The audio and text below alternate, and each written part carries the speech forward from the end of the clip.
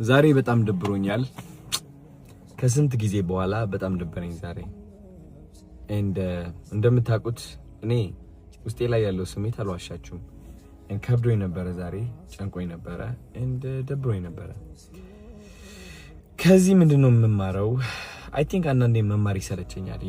አይሰለቻችሁም? አንዳንዴ በህይወት መማር አይሰለቻችሁም? ዋት መማሩ የሚቅርብኝ ዝም ብዬ ልኑር ብቻ ከነ ድብርቱ ከነ ጭንቀቱ ከነ ምናምኑ ህይወት ነች፣ በቃ ዝም ብዬ ልኑራት ብላችሁ አታውቁም?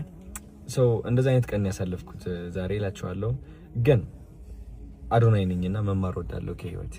የዛሬ ትምህርቴን ላስረዳችሁ ፈልጋለሁ። አይ ቲንክ እግዚአብሔር የሆነ አዲስ ነገር ሲያቀድላችሁ ሁሌም በፈተና ነው የሚያሳልፋችሁ።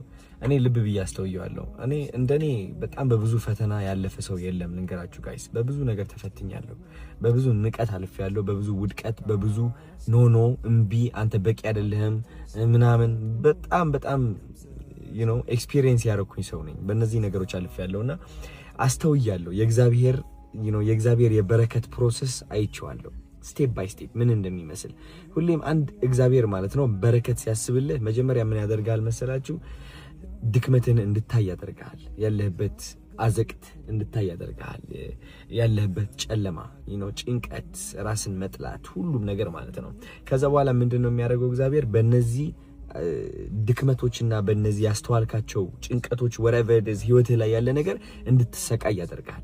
እንድትሰቃይ የሚያደርግህ ግን እንድታስተውል ስለሚያደርግህ ነው። እያስተዋልካቸው ነው የምትቀጥለው። እየተሰቃየህ እንደሆነ ካስተዋልክ በየቀኑ እየተሰቃየህ ትሄዳለህ። ስቃዩ ላይ ሳይሆን ማስተዋሉ ላይ ነው ያለው። ገባችሁ አይደል? ስቃዩን ማስተዋልህ ነው የሚያሰቃየህ እና እግዚአብሔር ማስተዋሉን ይሰጣል። እኛ ግን የሚመስለን ምንድነው? እግዚአብሔር ወይ ለምንድነው የምታሰቃየን እንላለን። ግን ችግሩ ያላወቅንበት ማለት ነው እግዚአብሔር ማስተዋላችን እየጨመረው ነው። ይህ ማስተዋላችን ደግሞ ወዴት ነው የሚቀጥለው መሰላችሁ ጋይስ? ይህ ማስተዋል ወደ አዋቂነት ይቀጥላል። ስለ ህይወት ማወቅ ትጀምራላችሁ። ስለ ራሳችሁ ማወቅ ትጀምራላችሁ። ስለ ብዙ ነገሮች ማወቅ ትጀምራላችሁ። ከዛ መረጋጋትን ይከተላል።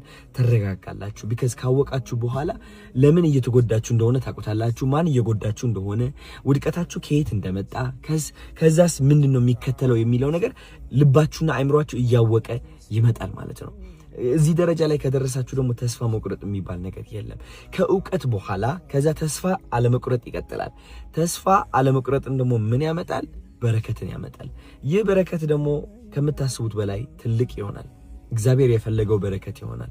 ከዛ በኋላ ግን ከበረከት በኋላ ደግሞ ትንጥዬ ውድቀት ትከተላለች። እቺ ውድቀት ደግሞ ምንድነው የምታስከትለው? ማስተዋልን ታስከትላለች።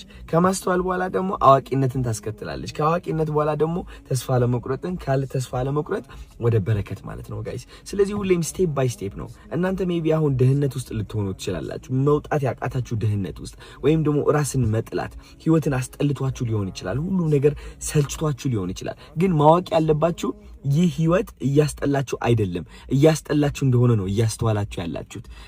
ይህ ህይወት ስቃይ የበዛበት አይደለም። ስቃይ የበዛበት እንደሆነ ነው እያስተዋላችሁ ያላችሁት። ስለዚህ ማስተዋሉን አትጥሉት። እግዚአብሔር ነው እንደ ትዕድልት እንደ በረከት ጠቅልሎ እየሰጣችሁ ያለው። ለምን? ለአዲሱ በረከታችሁ እያዘጋጃችሁ ስለሆነ ማለት ነው ጋይስ።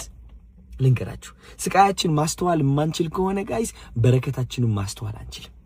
ልብ ብላችሁ ተገንዘቡልኝ። ስቃያችን የማስተዋል አቅም ከሌለን፣ ድክመታችን ጎዶሎነታችን የማስተዋል አቅም ከሌለን፣ ጥንካሬያችንና ስኬታችን የማስተዋል አቅምም የለንም። ስለዚህ እኔ ሁሌም ኦፍ ኮርስ ዛሬ አሁን ወድቅ ያለው ብዬ አስባለሁ። ያጋጠመኝ ነገር አለ። ገባችሁ አይደለ? የሆነ የደበረኝ ነገር አለ። አስተውየዋለሁ።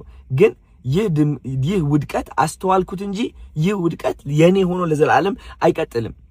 ማስተዋሌ ነው ዋናው ነገሩ። ካስተዋልኩኝ በኋላ ደግሞ አውቃለሁ እንዴት አድርጌ እንደምወጣ ከዚህ ውድቀት። ካወቅኩኝ በኋላ ደግሞ ተስፋ አልቆርጥበትም ብዬ እቀጥላለሁ። ገባችሁ አይደል? ከዛ መጨረሻ ምን ይመጣል? በረከት ይመጣል ማለት ነው።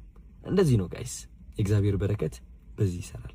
በጣም እንደምወዳችሁ ማወቅ አለባችሁ ከምታስቡት በላይ። እሺ፣ እግዚአብሔር ነው የምላችሁ። እንደኔ ነው የምወዳችሁ እናንተ። የኔ መስታወት ናችሁ እናንተ። በደንብ ነው የምወዳችሁ። ጋሽ ሰለሞንን መኪና እንግዛላቸው። በጣም እየጠበቅኩኝ ነው ጋይስ፣ እንዳትረሱት። እወዳችኋለሁ። እሺ፣ ነገ እንገናኝ። ትልቅ ሰርፕራይዝ አለኝ ነገ። የሚገርም ቭሎግ ነው የምሰራላችሁ። በጣም ጠብቁኝ። እወዳችኋለሁ። እሺ። ጭንቀት ያለ ነገር ነው፣ አትጨናነቁ አልላችሁም። አስተውሉት። ይህ ጭንቀት ከጭንቀት በኋላ ማስተዋል ከማስተዋል በኋላ እውቀት ከእውቀት በኋላ ተስፋ ለመቁረጥ ከተስፋ ለመቁረጥ በኋላ